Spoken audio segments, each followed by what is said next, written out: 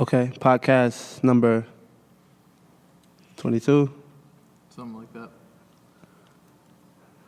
something like that. God is Dope, Untitled podcast, featuring my man Tori, featuring my man Jay, and a special guest today. This man needs no introduction, but I'm gonna introduce him anyway. Real estate extraordinaire, celebrity realtor, Nolan Dickey. What's happening? What's up, man? Everything's good, brother. Everything's good? Well, this is our first podcast in about 3 to 4 to 5 months.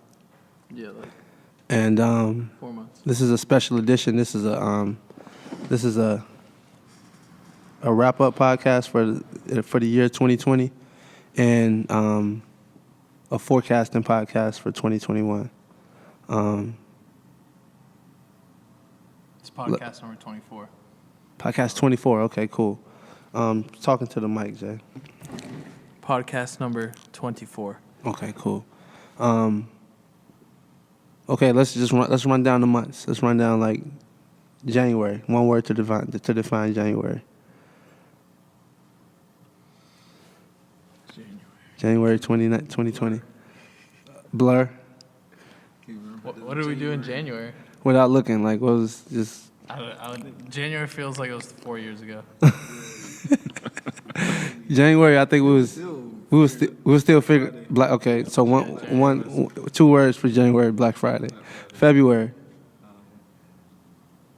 Fired, got rid of everybody. Oh, we fired everybody in February. Everybody in February. Damn. March.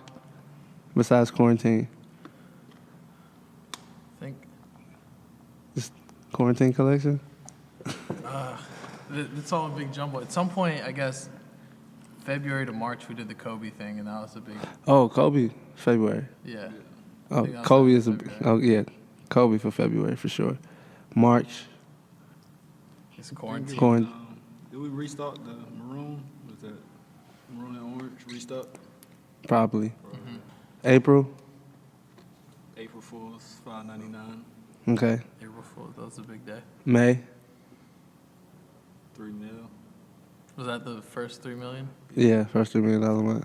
Okay. Only. Yeah, the crazy part about it, we think we like been doing it consistently, but that was the only $3 million month. Yeah. June, new factory. Yeah. Yeah. July, June. Juneteenth was a big deal. July, Then we slowed everything July was down. Jordan? No, June. no, that was That was June. That was June. New July, we still moving in. Just Did we do like what was it? was Was it I Can't Breathe? May. That was May. So yeah, maybe we just slowed everything down. slowed. August, I think then was that Black Lives Matter in August? Or that was more recent? probably. Oh, that was the first free shirt. Oh, okay. August was the first free shirt. Okay, so then we got September. Crazy part about it, I just learned my order of months like probably 5 years ago. So I would have been like sweating bullets trying to like figure out Okay. September, October. October was starting to come up with this plan of consistent drops and having a lot of stock of it. Really? Like we were talking about Yeah, it. something Yeah. like November. Was actually doing that. Yeah, Black Friday. Black Friday. Successful Black Friday. Somewhat successful. I mean, we got it out. Yeah. In December is this new, actually utilizing the plan of going Yeah, it through, was like mid-November, all of December. of utilizing the plan. And what y'all think of this month so far? I think it's been efficient. Efficient? I think like the key. Let's elaborate on that. On what's that? Well, we've made it so that we only order a limited amount of each collection, making it easy on ourselves to sell out of it, get it out, and move on to new content and new collections. Right. So because we're capable of doing that, the name of the game is not how much can we sell, it's more so how much can we sell by spending as little as possible. So upping the efficiency, which complements efficiency in marketing, efficiency in logistics, figuring out customer service.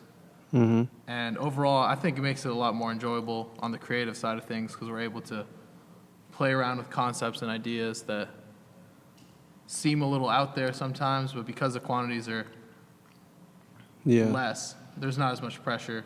Right. Where, you know, we're trying to see what sells out the quickest, but What sold out the quickest so far? I think it's still every long sleeve. I said the Gap thing, I think the Gap. That was the first one. Yeah, that was the first that one. sold out super fast. The maroon, I think, after that, because a lot of people still request that maroon stuff. Yeah. So really it was like mid-December. The Camel Arch Yeah. sold fast. Oh, that was a big thing. We introduced a new kind of like staple piece. The Arch logo has been in all the collections since Yeah. early December, late November. Something that I've been wanting to do for a while, but I never could quite get it. But we finally got it, thanks to my man Paul. One of those months, one of those months got to be Paul. That's a huge, yeah. That was November, right? Early Yeah. November. Hey, Paul, can you come say hi real quick? Sure.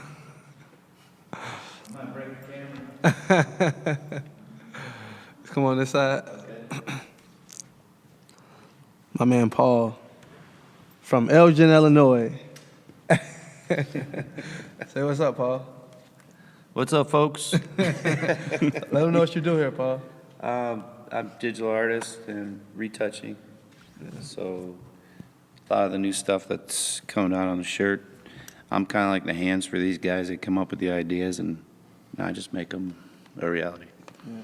So That's my main man, Paul, man. He came in here and he did his job. Came in here, did his job, and, you know, I'm grateful for Paul.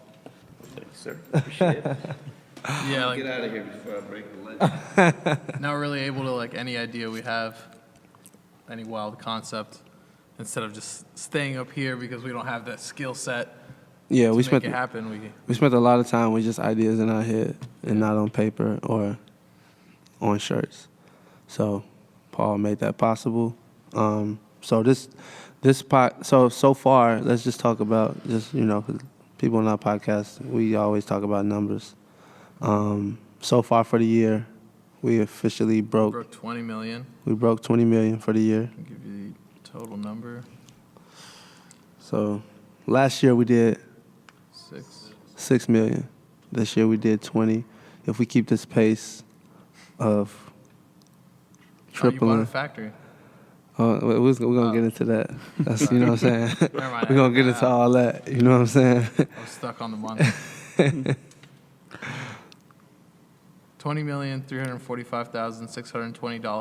$20,345,620.03 Nice. to How did it make you feel, Tori? Like knowing that, you know, you're an essential part of that. I don't know. We talk about not taking stuff for granted, but it's almost like you just know it's gonna happen. Like, Yeah. I mean, yes, it's the Mamba mentality, you know. yeah. Job not done. How you feel, Jay? feels great. But yeah, there's a lot more to come. This is just the beginning. I started God is Dope when the biggest year was the year I started. 2017 was $1 million. And that was a huge, like, I remember we were like, whoa, $1 million? Wow. And still, like, every time I see a million or, like, when it gets to those digits, I'm still like, this is a lot. People Yeah. buying, a lot of, Yeah. yeah, but just the growth is crazy, but it was going to happen one way or another, so. Yeah. It's a special brand. And I'm forever, like, you know, grateful, thankful, and just happy for,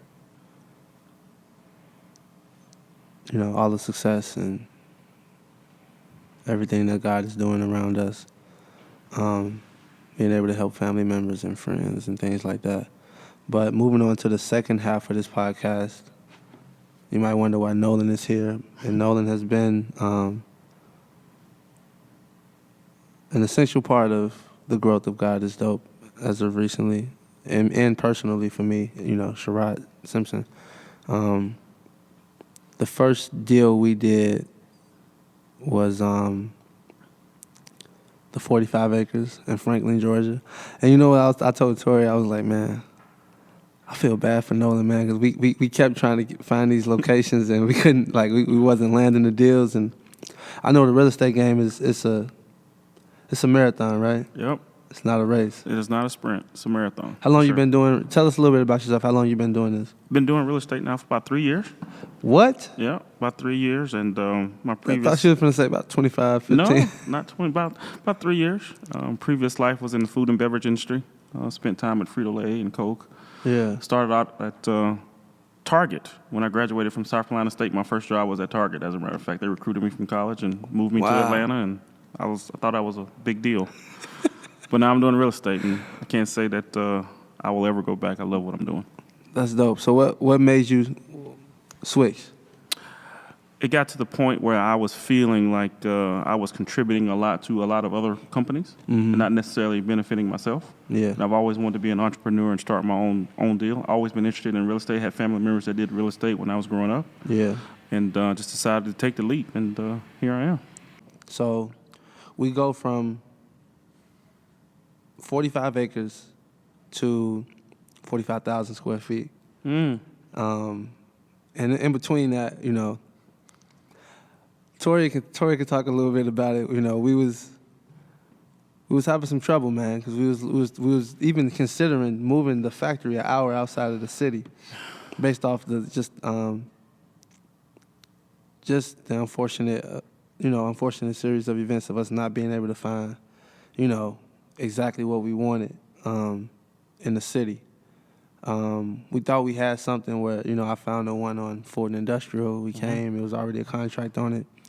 And that was only 25,000 square feet. And, hindsight is always 20/20. Looking back, I'm kind of glad that we didn't land that deal, because this is the new location that we have is perfect. So talk about a little bit about how you stumbled upon that. on the new one.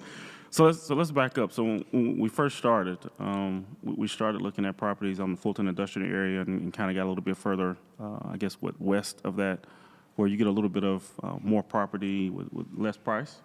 Right. And more conversations that I had with you, you made it clear that you wanted to be closer into the city. I mean, I did, but I didn't even think that was realistic. You know what I'm saying? I was like, if you can, cool, but if not, I'm cool with Ford Industrial. Yeah. And the more I was talking to Sherrod and more I talked to Tori, I kind of realized not only were they looking for a warehouse, looking for a factory, they were looking for an opportunity to make an impact in the community. Right. And, the Fulton industrial thing didn't work. We looked at property down in Bremen. Then it got to the point where we were talking about buying land and building from the ground up. Yeah. The numbers of those actually kind of looked pretty good, but the thing that kind of scared us away a little bit is we weren't familiar, or not necessarily familiar, but we didn't know how much work we were going to have to do to the ground to get it prepared. Right, the earthwork. Yeah, for the build, which Yeah. kind of, turned us away a little bit.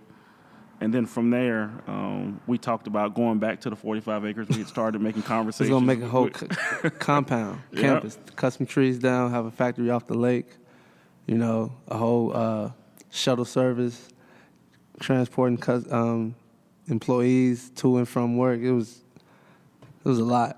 It But was that's how desperate I was. It was a serious consideration, because we had already started having conversations with the county and about zoning and what we could do and what we couldn't do, and came and talked to Sherrod and said, hey, this is kind of where we are, and this is what happened. And so that kind of got put to the side burner. And so I received a call from my good friend Tori one evening. I guess it was around 11:30. I think it was. I actually was asleep, as a matter of fact. And he basically said, you got to find this warehouse immediately, because Sherrod is ready to move. When he says he's ready to move, he's ready to move. And I'm like, it's not like I haven't been looking, man. I'm looking. I'm like, I've been working.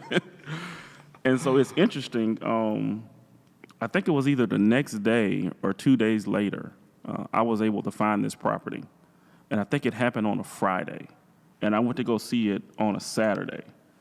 And I spent about 45 minutes to an hour on that property walking around and thinking to myself, okay, I've had enough conversations with Sherrod and Tori. I think this is kind of what they want. This is what they're looking for. We're in the city. We're in a community. We have an opportunity to give back. So there's a lot of things that we can do. And I call Sherrod and say, Sherrod, I got something for you. Yeah, this is the most excited I ever seen Nolan, man. I'm like, if this ain't it. I said, man, I think I got something for you, man. I said, what are you doing? So he said, I got time to go. So he met me over there, and I walked him around, and he liked it. I was a little bit nervous at first. Nervous about what? Me not liking it? I didn't know kind of what you were going to think about it. I knew from a creative standpoint, I thought it was a great space. Yeah. But when you told me you liked it, then we moved on to, we don't need to play with this. We need to go get it. Yeah. You know me, I be trying to get the best bang for my buck. I be trying to get the best deal. I be trying to, let's go back and forth, negotiate. Nolan was like, man, don't play with it.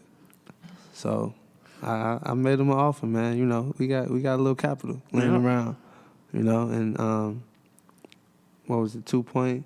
The list price was 2.8, and we were able to get it for 2.3. It was 2.8. Yeah, it's 2.8. We were able to get it for 2.3. We made an aggressive offer. We closed on normally on the commercial side. We actually did a all cash offer and closed in 3 weeks.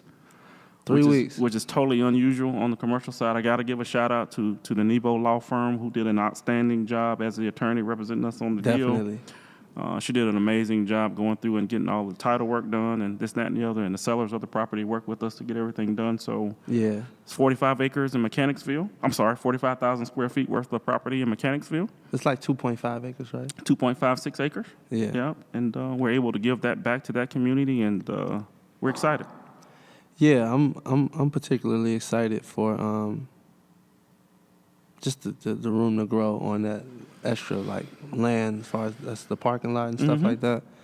I'm interested. I'm excited to see what we can turn that into as far as just like other opportunity for entrepreneurs, up and coming, with whether it be pop-up shops or events and things like that. Yeah, man. But you said we did a all cash offer. All cash offer. We have to get the banks involved. We did not have to get the bank involved at all. And the interesting thing about that, I had a conversation with the selling agent on last week.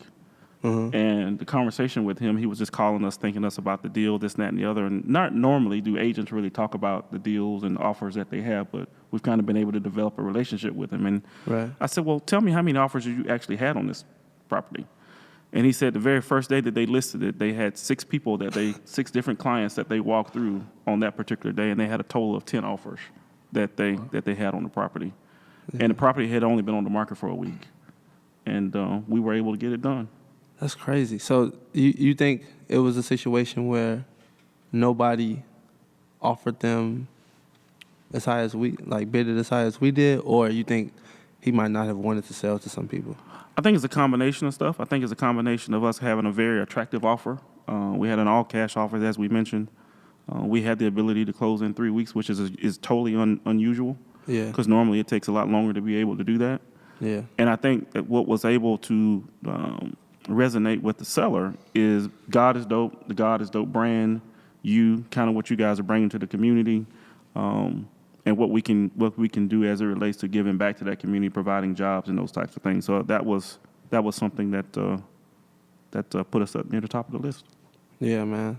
That was an interesting process, man, because I mentioned to Tori maybe that same night that literally almost 2 years to the day, my landlord at the God is Dope store, he sent me a text message asking me if I wanted to invest in that property because a friend of his had got it under contract and he was looking for people to put up money to be going business with him.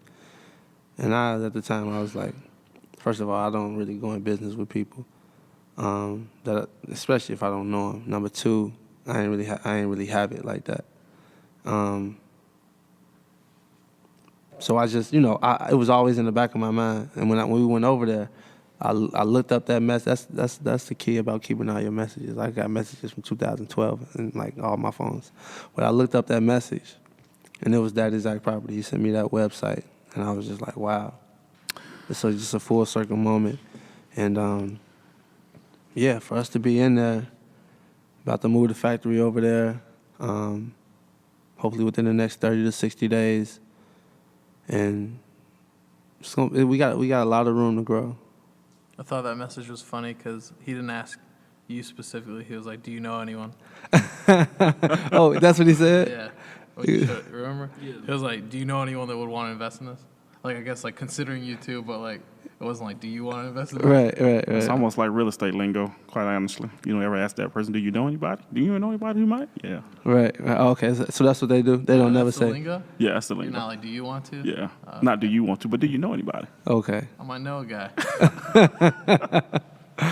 Nah, that's crazy, man. I just want to thank you, man. For and that's nothing I want to ask, on camera. You do a lot of stuff outside of that too. You know what I'm saying? Mm-hmm. Like, I know I'm not tripping because this is not part of your job. Like, even after us buying the property, you still helping me with certain stuff. I just want to thank you. You know what I'm saying, for that, because I am new to a lot of the stuff, and you are, I mean, for you to be doing it for 3 years, you are like way more knowledgeable than I would expect on certain stuff. Is that kind of like a big brother, little brother type of thing, or is it just that's how you do with everybody, whereas you walk them through other stuff? I think it's a combination of things. I think for me, you guys have embraced me as basically part of the team. Yeah. And I appreciate that. I like to see you guys grow. I'm really a big believer in the brand. I'm a big believer in what you guys are doing. But I'm also one of those persons that if I am for you, I'm going to do everything that I can to help you. And if I don't know the answer, I'll do what I can to get the answer. Right. Not afraid to have conversations, not afraid to have feedback, and not afraid to go the extra mile. So just happy to be here, just happy to be a part of the team and watch us continue to grow. Perfect, man. I appreciate that, man. You got anything else y'all want to say? Great year.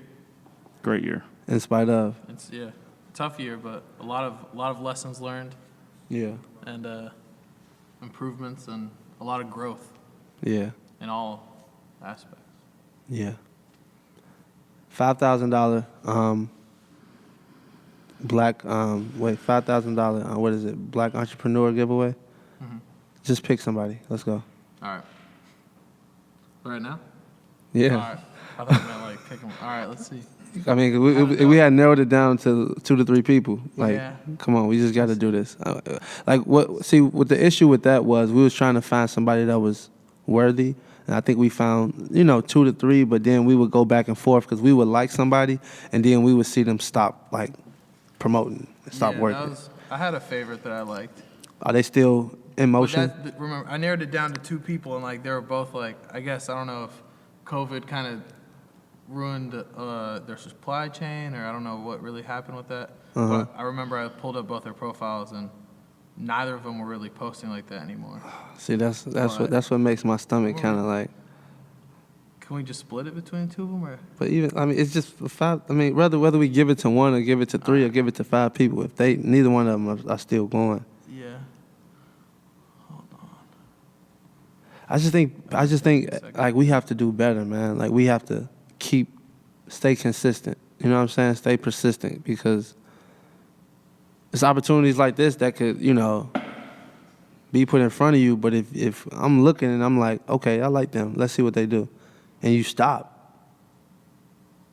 you just potentially missed out on not only the monetary aspect of the $5,000, but if I give you $5,000, I'm gonna make sure, you know what I'm saying, I'm gonna do everything in my power for you to succeed with that money, because I just don't want it to go to waste. So you not only got a little capital, you got consultants, you know what I'm saying? You got, just whatever I can do to make sure you succeed with that money, I'm gonna do it. So are they still in that predicament, or they not? Let me see their Instagram. I'm about to base off who like posted the most recent out of these 2. Okay, let's see. October. Wow. October's not horrible. All right, so look, we just gonna address it. Next podcast, we're gonna call these 2 brands that you like. Yeah. And we're gonna talk to them and see, like, what's the problem? What's going on? Because Okay, let's do that. maybe $5,000 ain't the answer. Like, if we gonna give it to you, we gonna, but maybe it's something else going on. Yeah, because like, the answer ain't always money. No. 'Cause if you can if you ain't posted since October 27th, you missed all of Black Friday. I can't really take you serious as a brand if you're not marketing during Black Friday.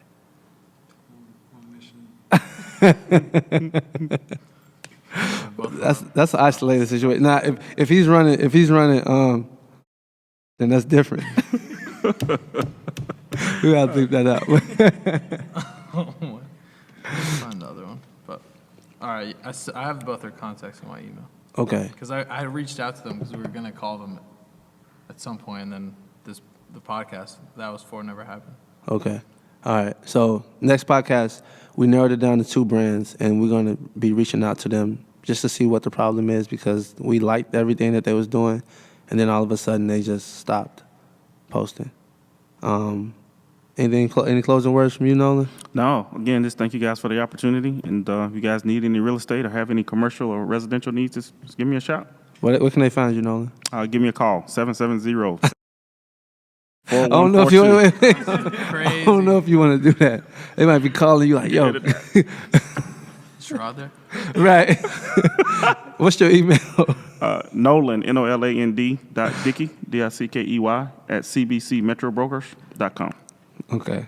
That's a lot, so we're going to have to put that. But, all right, cool. That wraps up podcast number 24. We out.